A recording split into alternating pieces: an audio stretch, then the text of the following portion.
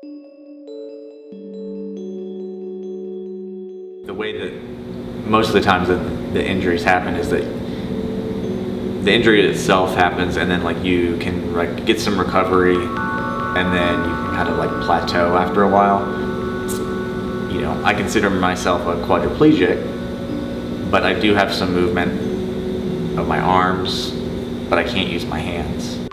My name is Wes Holloway. I'm originally from Houston, Texas, and I'm a painter, drawer, and collage artist.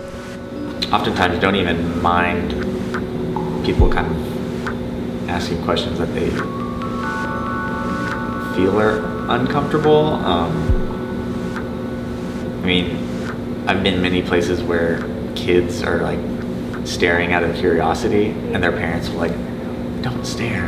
I'm like, "They're kids. Let them like learn and do whatever. You're the one who's making it awkward by saying not to stare."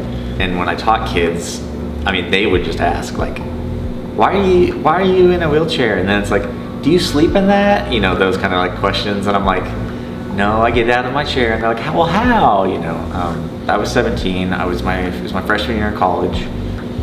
It was the last week of my freshman year, like during finals week.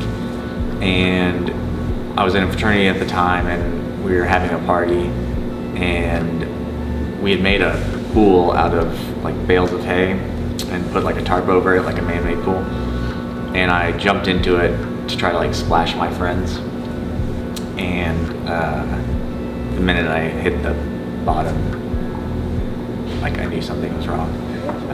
So I had a compression fracture from C5 to C7 in my spine. Most of the times that the injuries happen is that the injury itself happens, and then like you can like get some recovery, and then you can kind of like plateau after a while.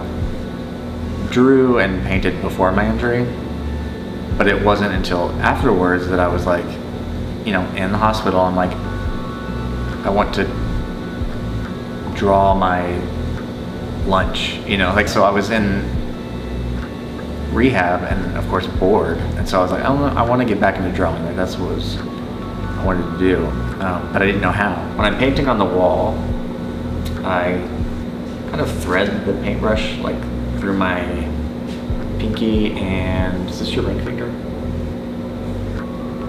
Yeah. And then it just kind of held there in my thumb, and I'm able to get like, you know, pressure on a wall just like this.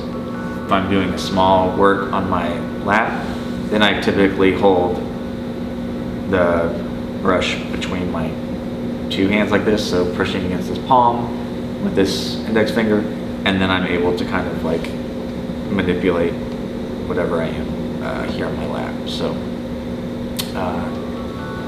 how can we reach people that don't communicate in the same way we do? You know, what tools can we give somebody to share their story and enlighten us in a way that we would never know?